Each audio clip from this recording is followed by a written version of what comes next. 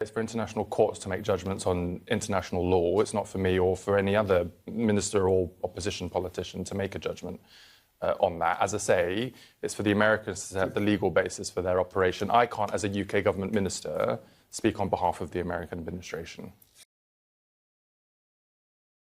Are we going to recognise that administration as the legitimate government of Venezuela? Well, look, I think we need to wait to see what unfolds in terms of the detail of that question over the coming days. As the Prime Minister said yesterday, the United Kingdom, but also our European and other allies, will be engaging with their counterparts in the United States and with our embassy, of course, in Venezuela to understand what the next steps are. I don't think it's clear yet what the situation is in Venezuela, so we can't. The French have decided that Mrs. Machado, the opposition leader who it is thought actually won the last election there, is the legitimate president. They can make a decision. We seem completely unable to make any decisions about anything on this. It's not for the French or for the British to decide who the president of Venezuela is. It's for the people of Venezuela to make that decision, which is why we say... So Macron was wrong to announce that he recognised Machado as president. That's why we say the transition is now important. Whoever becomes president of Venezuela should do so democratically with the consent of the people of Venezuela. It's not for a third country to make that decision on behalf of Venezuela.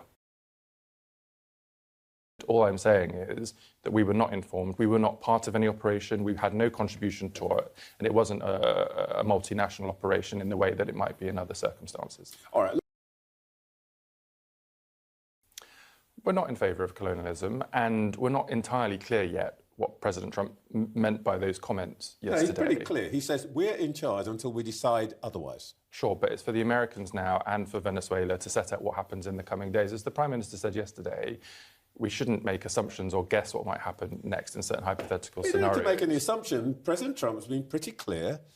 He said, we are going to run Venezuela. We will decide when we can stop running Venezuela and pass on power in his word was, judicious way. It's pretty clear.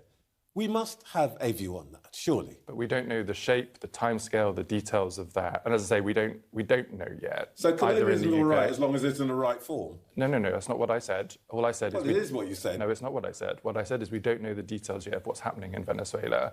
And it would be wrong for government ministers to try to make assumptions or to comment on hypotheticals about the future.